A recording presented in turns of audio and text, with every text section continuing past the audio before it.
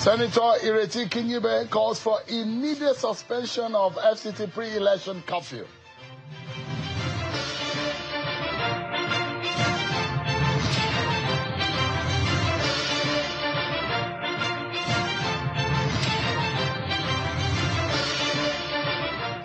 And Osun government has rejected a 13 billion payroll fraud allegation. And the government says audits covered 2018 to November 2023 period. Governor Adeleke is now welcoming EFCC and ICPC to probe the situation.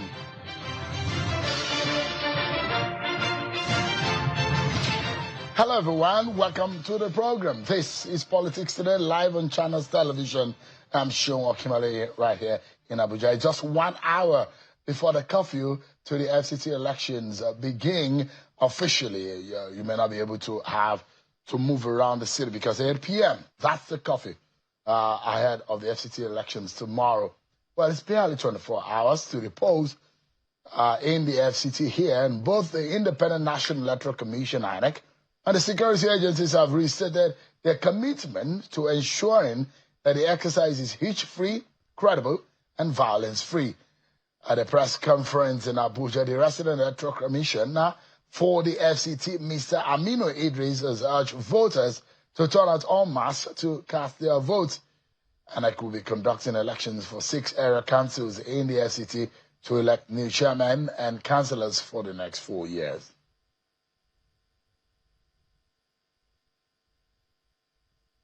And tension seems to be rising in the capital as ahead of the elections of tomorrow, following the controversial imposition of a pre-election curfew by the FCT Minister Nyesom Wike. Senator Kingibe, who is the senator representing the FCT in the National Assembly, has strongly condemned the directive, describing it as authoritarian and a violation of residents' constitutional rights. She has argued that the Electoral Act 2022 does not explicitly authorize restrictions on civilian movement and warns that such actions could undermine democratic credibility. The minister, however, maintains that security considerations necessitate proactive measures to safeguard the electoral process. Tonight, we examine the legal basis, the political implications, and the broader question where should the line be drawn between security enforcement and civil liberties. All right. My guest tonight is he should be the closest person to the FCT minister by the virtue of our representation in the National Assembly. Some people describe her as a husband to the minister. Some people say she is a wife to the minister. In the case of how their relationship, sometimes frosty, sometimes it's difficult to describe. Senator Kingibe is the FCT senator and is live for us on the program tonight. Thank you so much, Senator Kingibe. For the record, always frosty because I've never met him. We've never spoken. Physically, you've never? Never. What about Except if he comes to a committee meeting in a crowd or something, but he and him speak, never. Is it your problem or his problem? His problem. How? Because he refuses. I've written to him many times. He's never responded. It doesn't matter. It does not change the fact that I still speak for the people. So it's the usual making up your own laws as opposed to working with the rule of law that you've met as a government official. So we imagine that Minister Wike is the governor of the FCT, because so it seems he administers on behalf of the president. Absolutely. So it seems in the powers and the authority a minister of the FCT carries, governing the FCT. So it looks like the 37th governor in Nigeria. No, and there's president. Yeah, I said it seems so, in terms of the authority and the capacity in which the minister of the FCT plays. And you, as the lawmaker representing the FCT, one will imagine that you should be close, and you are the legislature of the FCT, and he is the executive in the FCT. Is there something personal between both of you? Considering before he came here, I'd never met him. There can't be. It's just his governance style. I have no personal issues with him. I just think that as when elections are over, we should all go into governance mode, and it shouldn't matter what parties anybody belongs to. There are rules that guide our behavior. But that's aside. We're here to talk about this curfew. The truth of the matter is, if INEC is fully prepared, the security forces are all in place, what is the need for this draconian measure? There's no need. You call it draconian? Yes, 22-hour curfew from 8 p.m. to 6 p.m. tomorrow, 22 hours, just because we're having local government elections. I've lived here for a very long time. This is the first time any minister has ever found it necessary. So it makes us wonder why such a measure is necessary. There's nothing that preceded anything. There's been no security issues, nothing. If there had been any cause, it's understandable. None. Even when there were protests, they didn't put in 22-hour curfew, not to talk about just local government elections in the capital where embassies all are, high commissions, ECOWAS secretariat. A lot of people who are also forbidden to move around because we're going to go to elections tomorrow morning. Now, so there are two things. Whether or not the FCT minister has the power to impose curfew is one thing.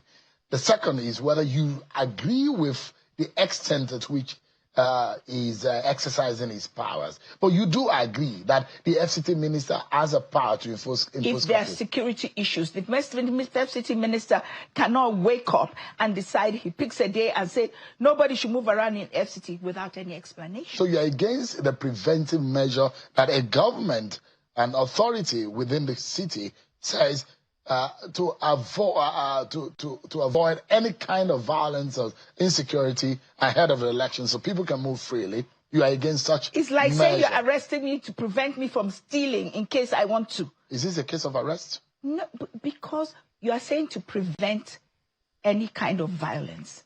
FCT is not known for violence during elections. It's not our style. Show me how many of it you've seen. Maybe primaries, but definitely not any sort of elections. Why are you accusing the minister of authoritarian tendency? Are you accusing the minister of deliberately undermining democracy? Of course, it is clear. Every organization, even regular people, if you go on anywhere, you hear people complaining. People have sent me texts, ECOWAS parliamentarians, that, are you just having only local government elections? What's this? We go to other countries. He doesn't also understand. It makes us look bad. So many people are coming in here to say, oh, we can't move around. We have to say, what's going on? Oh, they're having local government elections. Have there been any problems? No. Even during the campaign, fighting and quarreling? None. So there's no cause. Have you tried reaching the office of the minister He never for responds. this purpose? For this purpose, I can try, but don't bother anymore. All those letters, all those time he was telling you no rift, all the letters I wrote to him, did he respond to any? He is clearly, he doesn't want any checks and he doesn't even want advice. Forget checks and balances. I'm not the only person complaining. CSOs, you will see all the complaints. Everybody is telling me, Madam, what's going on? I said they should ask the minister. We've never had elections where, even general elections, national elections, they've never imposed curfews on us. I wonder what's going to happen in 2027. If for this small little election, we're having 22 hours. So what does that mean? Nobody can move from 8 p.m., even if the elections do not, all night long, till tomorrow, all day tomorrow. People are going to go and vote. And he says it's a 22-hour curfew. Why is that necessary? What do you think would be the most appropriate thing to do? How is it? Why has it not been appropriate all these times and we've been having peaceful elections? Why is in his case he anticipates all this violence? Tell me. I mean, maybe there's something he knows. If you were in the minister's shoes, how many hours curfew would you impose? I would do what the norm, which is 7 a.m. to 3, which is when the elections are actually taking place. After 3 p.m., elections are still being collated, but people move around. That's been the norm always for every election, almost everywhere in this country. Why is this election different? What do you suspect is going on?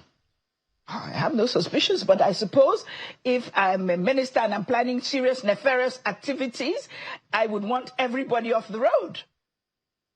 And he needed that to... Obviously, if he doesn't need it. If your suspicion is maybe he had nefarious activities to conduct, he needed everyone off the road to obviously, be able to do that. Because INEC says there's no problem. We follow the materials. They've all gone to where they're supposed to go. No hitches. The security agencies are all prepared. No problems. Then, so your grouse is overaction. It's not overaction. Unnecessary and unfair to the people and residents of this FCT. Are you agitated because you're in the opposition? No. And even if I was APC, an APC senator, I would still say this is wrong. It is not fair on the people of the Federal Capital Territory. The Electoral Act may be silent on movement restrictions, but security agencies routinely impose them during elections. While the election is taking place, not the day before. They routinely impose them when the election is taking place. But this is the first time it's being imposed hours before the election. Are you saying the minister lacks the legal authority entirely, or that he failed in consultation and process? Both. I don't think that the minister can get up and for no reason. So once this passes, the next time the minister feels like it, he'll say, well, this Saturday and Friday, we've decided you cannot move around. You think it's illegal? It cannot. It's not totally illegal if there's cause. There's no cause. But what about if intelligence report advises so? Which intelligence report? There's been no cause. Nobody's quarreled. Maybe that you are not privy to. As the FCT minister, maybe he has security reports and briefings to the extent that for this election to happen. Then he should have done due consultations with stakeholders. There are people in this place. He could have called all the party leaders. He could call lots of people to say, look, there's going to be a problem. We envision this. And for this reason, this, that, everybody will go back. You've called for immediate suspension of the curfew. If security deteriorates, who bears the responsibility? Well, there's no, unless he's planning it, there should be no reason. There are no indicators. If nobody wakes up and imposes curfew on any community when the people are peacefully going about their business. That's my point. If there were pockets of violence or anything, I can understand. There has been none. That I can categorically say. Yesterday, throngs of people in this town, hundreds of them. Nobody fought anybody. He did not impose a curfew to that. It's today when everybody's peacefully going about their business, he says, don't move around after 8. Well, we're watching. Whatever the case, all this only, what's the word? It only makes the people more upset with the government. Because, I'm sorry, this is not the way we expect to be governed democratically. If there's reason, people are protesting, people are quarreling, people are fighting, yes, we would all support the minister. But for no reason, absolutely not. Dictatorship, authoritarian, those are the words that you have used to describe the minister of the FCT. Yes. And that those who will imagine that, what if he had consulted security agencies and they have decided on this? Have you tried as much as possible to reach out? If you say reaching out to him has not ever yielded any result, say, based on your past or the antecedent or your relationship with the frosty one with the minister, have you tried to reach out to any of the security minister agencies? And I have only ever interacted. There have been things I've come to either your channel, your television station, or Arise and said the minister should do A, B, C, or D. Does them after he hears me there. But most ministers, regardless of who, because FCT is unique, it does not have a governor. We, the 3 elected members, are the representatives of the people. We are the only ones the people have, and I am the highest one. Every single minister, regardless of his personal feelings, have always had meetings with them every month to hear what the people need, what they want, what they think, what they feel. This is the only government that's never, ever done so. But that notwithstanding, the people still have some rights. Every person you talk to, my phone is full of complaints. And my attitude is, well, it's the usual style of the minister. So I'm imagining that the other members of the National Assembly representing the FCT, they also have their own views about the decision of the minister. Have you consulted with them? No. You don't know what they're thinking? I don't know what they're thinking. You don't One just decamped to APC, who's decided that what the minister has to offer is more important. The other one was already in APC. Most of the time, they are mute. They don't express any opinion of any kind. You don't think that they may be in the majority? They may be, but I'm still the highest elected person. They may be. The people reached out to me, and I can show you. You will see all the protests everywhere, all the complaints, rather than protests, but complaints everywhere. The truth is that this whole curfew is a great inconvenience to the people of the FCT. Without cause, it is. Do you even have the phone number of the FCT minister? Of course I do, and he has my number too. You sure you have the right number? I know I have the right number. I have called him before. He didn't answer, and I kept calling and calling till he picked up the phone. I do have the number. And then he proceeded to yell at me. We yelled at each other for a few minutes, and we put the phone down. Then the Senate president now intervened and did a three-way call, and we resolved the issue, because for me, that issue was urgent. And that's why I called him. And I was determined that he was going to pick it up. I said, are you in your office? Let me come and see you. He said, no, don't come here. That was the conversation, as if I was going to harm him. I mean, could it be that, I mean, you're, and I'm imagining maybe this could work. You are older. So? And maybe, I'm just imagining, maybe there is a soft landing in all of this matter, and a way amicable. Maybe I could even help to resolve the matter between both of you. So, because he sits right in the same chair you were sitting right there. If he was on this program, maybe as the elderly one, you might also find some wise way of working things around. If you have your younger fellow working in the same jurisdiction who is not willing to shift grounds, maybe there might be a way you could walk around. Let's assume that the minister is your younger brother. If the union minister was my younger brother, I assure it's for the sake of the FCT people. He wouldn't behave this way. See, I am only about governance. Where you can see the letters I have written to the minister, all of them telling him I'm willing to work with him. The minister is not willing to work with anybody. Not willing to work with FCDA people. He's not willing to work with the mandate secretary. Not willing to work with anybody. The minister thinks governance is about what he alone thinks and what he alone wants. Unfortunately, even if you were to resolve even this issue with the minister, and he says, okay, no more curfew, he's going to next day, he will not consult anybody he will not ask FCDA, this thing, why is it that like that? Why can I not do this? For them to explain to him, no, you can't do this for this reason, for this reason, for this reason. So because he's not consulting anybody, does as he wants. Have you reached out to the president? I have written to him too. Because the president is the actual governor of Exactly, and I have written him a few letters, also no response. Maybe you are the problem here. Yes, maybe I am. Because if the president is not responding to you, if the FCT minister is not responding to you, maybe you are the problem. I'm just imagining. Let me tell you, Sheon, obviously we are dealing with governance that believes that the only people that should matter are those elected under their platform. If you're not, it doesn't matter. The truth is that I do represent the people of the Federal Capital Territory. I am the most accessible person to them. If there's a problem, I have a file this big from the people of the FCT. I titled it, FCT Honorable Minister Wike, in case an opportunity ever comes for me to say, this is what the people of the FCT.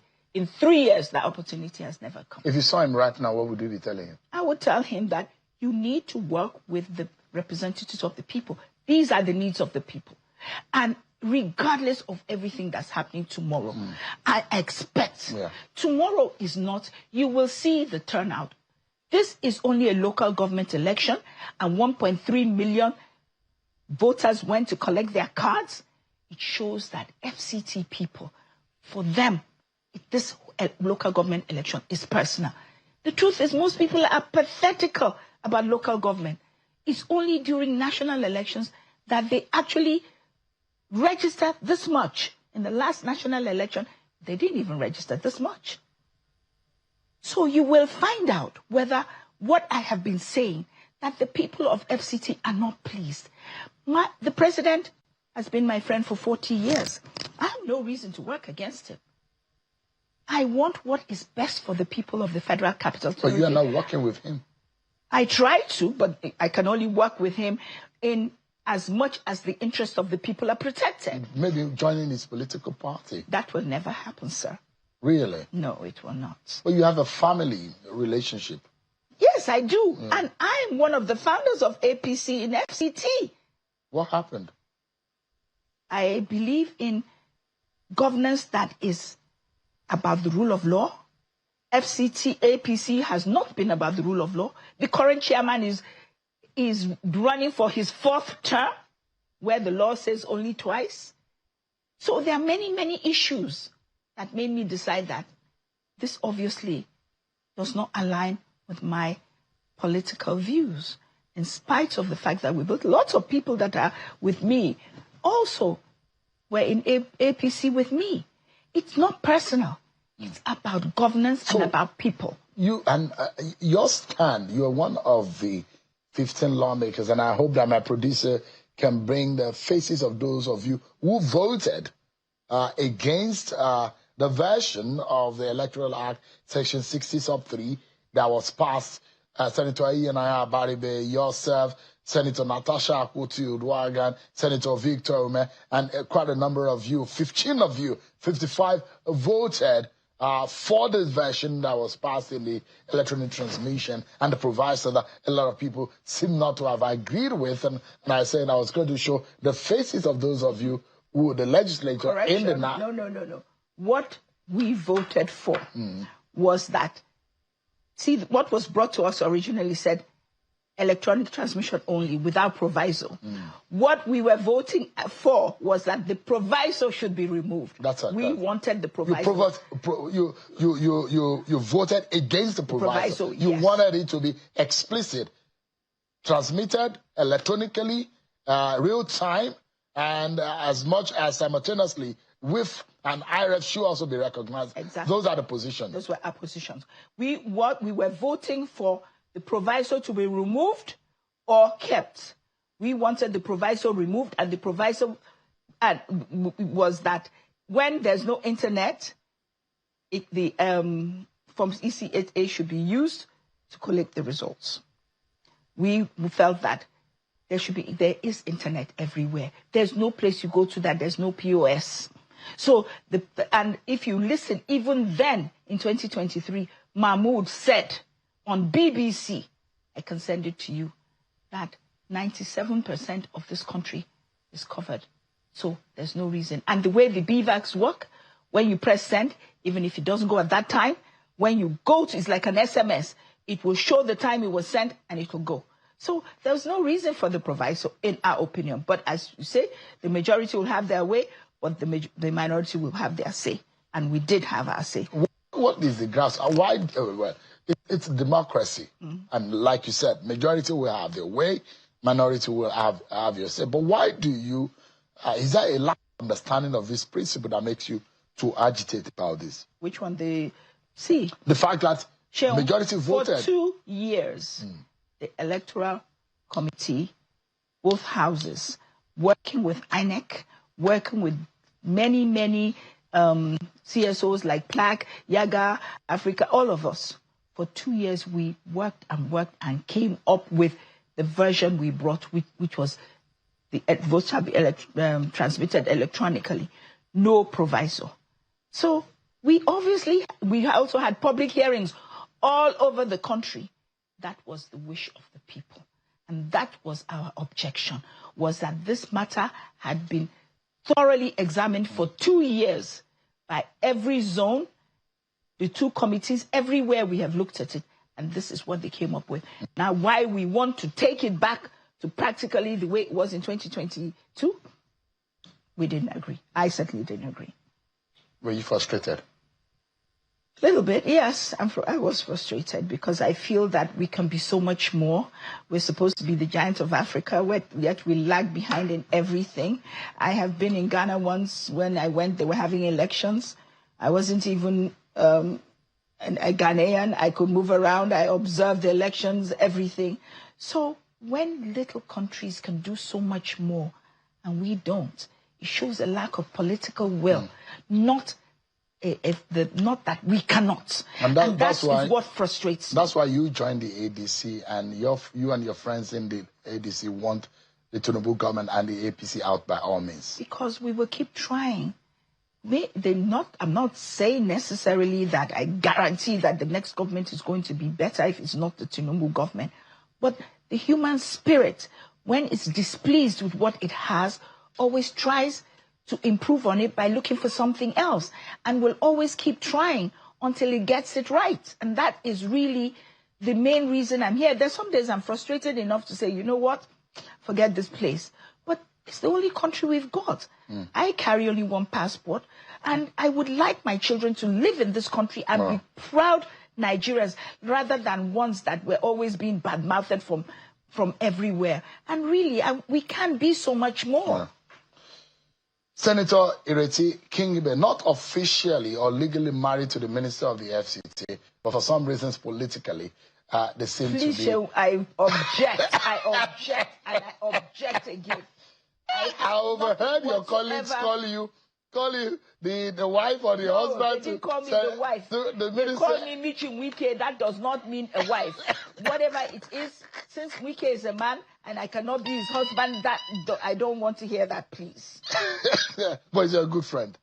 I would like to be his good friend, except that he's so lawless. Oh, thank you, Senator Kingibe, FCT Senator. Thank you so much indeed. Thank you. And I wish you the best as you go out tomorrow to vote, as well as the residents of the FCT. Thank you so much indeed. You. I appreciate it. We take a break, everyone, but when we return, I'll take you back to Osun State. This time around, a right of reply from the government of Osun State, Senator Adeleke, and members of his cabinet are responding to the allegation of payroll fraud. And they say that he's not paying the consultant who did the audit. We'll be finding out from the government side of things after this break.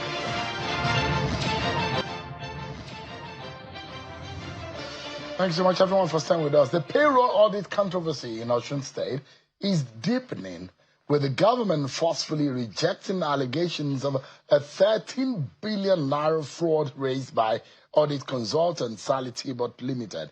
The state government describes the claim as politically motivated and insists that a review of the audit found that more than 2/3 of those labeled as ghost workers are verified active staff. Governor Ademola Adeleke says he welcomes investigation by the EFCC and ICPC, maintaining that the audit he commissioned covered payroll records inherited from the previous administration, but the consultant had earlier alleged the discovery of up to 15,000 ghost workers, a claim now sharply disputed. So who is telling the truth, and what really happened to Osun's payroll and Osun people's money? I'm being joined tonight on the program by the Commissioner for Information, Mr. Kolapo Alimi, a lawyer also. And joining me, a permanent secretary in the state, Mr. Sunday Fadili. Thank you so much, gentlemen, for joining us. Good evening. Good evening. Thank you. Thank you. So you are a lawyer now, and let me begin by on the principles. I mean, things got awry between the government and their establishment that to the fact that there is actually an agreement between the consultants and firm that you agree that you have you contracted the woman and her company to do the work, and the woman also got an agreement to do the job. The job got started, and the government also confirmed that.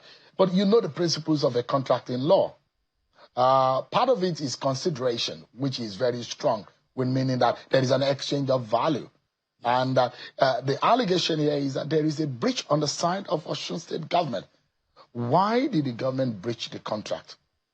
Well, thank you for this opportunity. There is none of any breach of agreement. You know, the content of that agreement will let the whole world know the reason why Sally Tibot is doing what she's doing now. The agreement for the payment is actually based on the number of the people, the number of amount of money saved for the state, and it's 15% of the amount. Let me repeat. If the woman saved for us 100 billion naira, she will get 15% of 100 billion. But if she saved for us 100 naira, she will get 15% of that money. That is the basis of what we have. And that is the reason why eventually, when the woman submitted her report, we actually commissioned the woman, the Sality board. As part of the transition issue, whenever a new government is coming, you have to clean the house. She was given the letter of appointment around May 2023 to check the wage bill of the states. And she was given the mandate that the terms of reference should be between 2018 and 2022, the period, to know the actual amount of money we are paying out and those that are collecting the money. And so if you save for us, any amount you save for us are going to get 15% of it. So when she came up with the reports, eventually, she came up with 15,000 ghost worker plus. And the governor insisted with a provider that the amount of money saved happened to be 13.something billion naira per annum. The governor was highly elated because that was average of amount of 1.something billion naira every month. And so the governor was elated. The governor insisted that we have to get to the root of this thing. Who are those collecting this amount of money? But eventually, he listed the people categorized as ghost workers in that report. Immediately the report got out. The people he categorized as ghost workers, they started coming. And that's where the issue started. And so eventually there was an agreement between the Sality board and the government that let us set up a review committee to know who are the genuine one and who are the real ghost workers. She agreed initially, but later on, she reneged that she will no longer, her work should not be subject to review. How on earth, if in this establishment now, sure, Kimberly is declared to be ghost, and you are alive, you come out. And the laborers at that time, they were warming up for strike. And it was at the inception of this administration. And so she reneged, and the review was done. At the end of the review, less than 500 ghost workers were discovered. Less than 500 out of 50,000. But did you? There was a Osun State Staff Audit Appointment and Promotion Review Committee, which was the prelude to the Sanity board. Something like that. Yeah, that was yes. Do you realize that there was a government-owned audit that says about 4,000 ghost workers exist in the Oyetola payroll? I told you that I was part and parcel of transition committee, and I was in mining committee during the transition period. There was no such. If we have done that one, if we have the capacity for that, and we have done that one, we will not engage Sality boards. But the government of Osun State realized that there were ghost workers? No, eventually I told you about 500 people were discovered. Have you reported that case to the FCC? No, those people, their names were removed from this because most of what actually happened. Have you gotten to the root of the corruption? Those who are involved, the accounts of the people, and the ring that is doing that racket. If we do staff audit today, we still get some people. How it works is that at times during the interval, some people might have died, and instead of the report to get to the accounting section quickly, the salary will still be going there. That's why the government do periodic auditing. Are you getting it down? So when you have less than 300, 400 like that, you know it is due to, more often than not, maybe some people have left the service, traveled out, or they have died. So, but eventually, the amount of money saved and the percentage, that's what I want the people to understand now. Based on 13 billion plus, she came up with 1.3 billion naira. Which is 15%. Are you getting it down? Eventually, when the audit review came up with the report, we discovered that she's only entitled to about 48 billion naira. Are you getting now? So It is because she's claiming 1.3 billion naira now that we have refused to pay her. That's what the people need to know. Because she's not just doing this advocacy for nothing. She's doing it for two reasons. First and foremost, to get 1.3 billion instead of 48 million. Because it was based on percentage. 15% of whatever amount you say for us. Let me give you an instance. The Vice Chancellor of Uni Osun, Professor Adeboye, he was among the people declared as ghost workers. So many lecturers, Osun, their name, because he has their names. It's very easy to, all this thing, the bone of contention was that after the Hula Baloo started, sir, they informed her, and she agreed that a review committee should be set up. She promised to send 2 representatives to that committee, only for her to renege. If she has agreed with that one, all this Hula Baloo will have... Just for a moment, let me ask the PS, why was the report not implemented, and why was the payroll software rejected? Because there is a payroll software contract that was given to her. Yes. Why was it rejected? Yeah, I think the payroll was, as the Permanent Secretary, Human Resources and Capacity Building, I am the schedule officer. When the contract was signed with her, with Sally Tibot Consulting, the next thing is to forward it to my agency. And we set up a committee in the state to carry out the exercise along with her, to support her.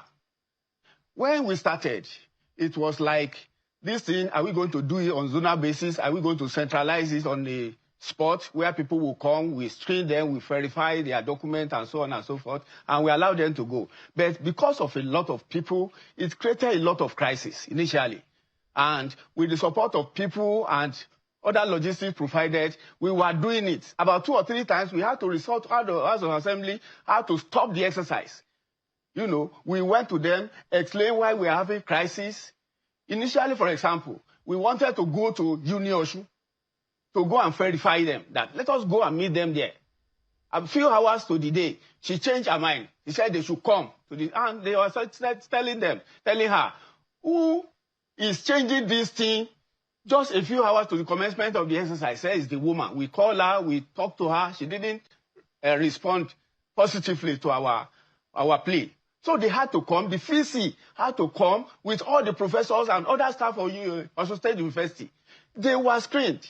PS, if you are in charge of human resources, just a moment. If you are in charge of these staff audit exercise, and they say that there are ghost workers within your system, what have you done to it? Who are these people? Have you come to the bottom? Have you researched? Have you found out those who are these people? Are they dead? Are they missing? Have they traveled? What exactly happened? Thank you, sir. A few hours to a few days to the handing over from the previous administration, we had news of recruitment of teachers, recruitment of staff for local government, social workers, community workers, doctors, all of that. And what we need to do when this administration came on board was to clean the payroll, because we knew that a lot of people are come to infiltrate. So we said, okay, we need to clean this payroll going forward. That was, in fact, the payroll that we are scrutinizing then was the payroll of the previous administration, what was handed over to us. And we met all this. And this has been going about, the labor leaders, everybody has been so crying about this. So you don't answer my question, sir. P.S. These ghost workers, yes, that have been identified this morning, it has been stopped. Of course. So who are these people? Are there people behind it? Are they dead? Are they missing? What exactly? If you agree, if you say it's about 500 people, it's not up to 14,000. Where are they? The report of the verification review committee came up with 5,000. Let me come. I want to give you the exact figure. 543. I want to tell you. Not over 14,000. No, 543. After this 543 staff, we have screened another 161 that came after. You know what happened is that when you declare some people ghost, we had to go to their individual agencies. What happened to them? We could not find them. Okay, these people, the salaries are going to them. Stop the salaries. Have you retrieved the money? The money, that went to them. The money that has been paid to ghost accounts. We have not done that. Have you invited the ICPD, the EFCC to probe those accounts? The state has done that now. But are you worried, Mr. Alimi, that he said, let the EFCC and ICPC probe this matter? Does that bother the government? Nothing to worry about. You can see a letter. The governor has written a letter to the ICPC. That one has been submitted. We have an acknowledgement copy. You can help us post it. Another letter will be submitted on Monday to the EFCC office. We want everybody to get to the root of this matter. However, it is one thing is very clear, which we want the whole world to understand, that this woman advocacy is actually based on the fact that she's claiming 1.3 billion naira. And the state is telling her she's entitled to 48 million naira. So it's not as if she's doing advocacy as a human right or anything. But your government is saying this is an APC scheming. That this is political. That's what your government Yes, let me point it out for you. She has raised this issue about 3 or 4 months ago. You might not know. This is not the first time she's raising it. She addressed the press, she went to so many media houses, and we responded. We thought by now, 3 things she would have done. Either come back to us, let us set up together a committee, joint committee, to review our work. The work is still there. It could still be reviewed if she so much believes in it. 1, she moved to the SCPC or EFCC and she has threatened. She hasn't done that one. Other than for her to go back to the media. We now discovered, election is approaching. Those people, the former governor Oyetola, whom we reviewed the payroll under his government. They are now the one trying to turn the table. We told you this review was carried out, started in May 2023. So we got to government in November 27, 2022. That means that was barely 6 months. Commissioners were never appointed as at that time. Give me a moment. We need to go on a break. But when we come back, this has implication, not even only on the Oyetola administration that this searchlight is supposed to be on, but also for the Adeleke government. Getting to the root of the matter is very critical, and for the sake of the Osun people, and a lesson to all of that states in the country. We'll be right back after this break.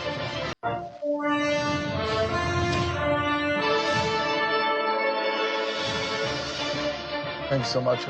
Our closing moment on the matter of Osun payroll alleged fraud. The commissioner and the permanent secretary has been speaking about this. The woman, the vice chair and the CEO of that company that has appeared on channels yesterday, has supplied a video to the extent of how far it's gone, which shows Dr. Adeleke in that video with the governor. It looks like that was in the Lagos residence, and to establish the fact that there were strong connection and agreement onto this fact. But it does look like there is a pushback, and as though the government of Osun State is having a cold feet in plugging the loopholes and in the fraud and corruption that is happening in the system in Osun State. Why? Well, thank you very much. I told you the governor, she wouldn't have been able to go far about that audit report, if not for the insistence of the governor. You know what happened? The informant of Dr. D.J. this thing was that when the governor insisted that the reports will have to be implemented, some members of staff who are affected and who are members of the church, Dr. D.J. attends a 7 day, they connected their pastor. They informed the pastor, and the pastor called Dr. D.J. That was when Dr. D.J. called the governor that we had the workforce were warming up for strike. What happened? The governor now told that we discovered huge fraud on the payroll.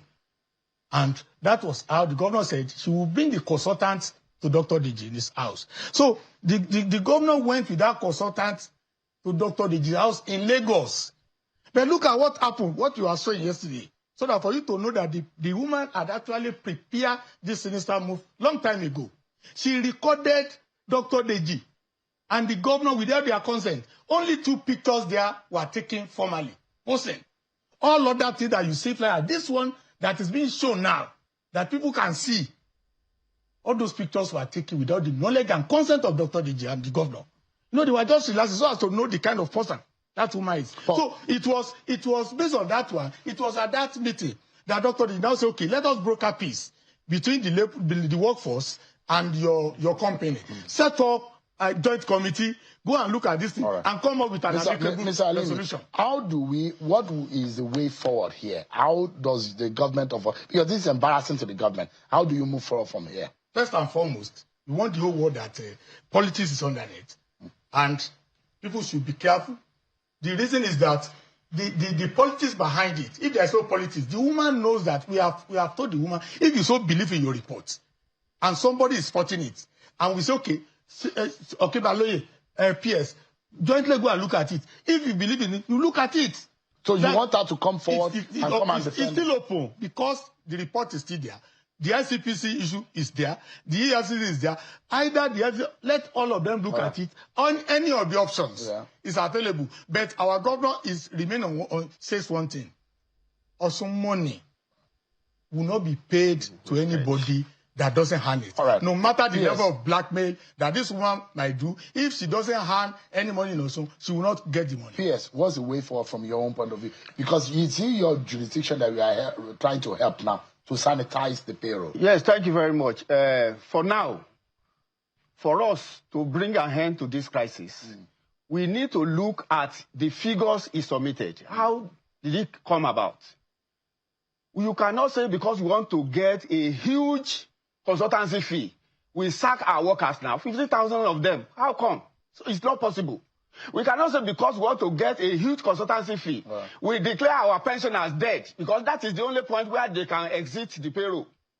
Because we want to get a huge consultancy fee. So she has to come, as the Honorable Commissioner said, she has to come to the round table. Let us resort all these things together. Thank you so much. That will be all. Mr. Sunday Fadele is the Permanent Secretary in Osun State.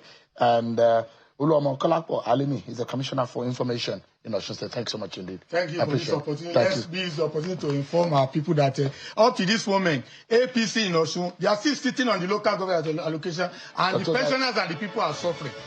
The President, we urge you to intervene. Stop this brigandage in our local government. That's our show for today, everyone. Many thanks for watching. I'm Sean Kingibe. God bless Nigeria.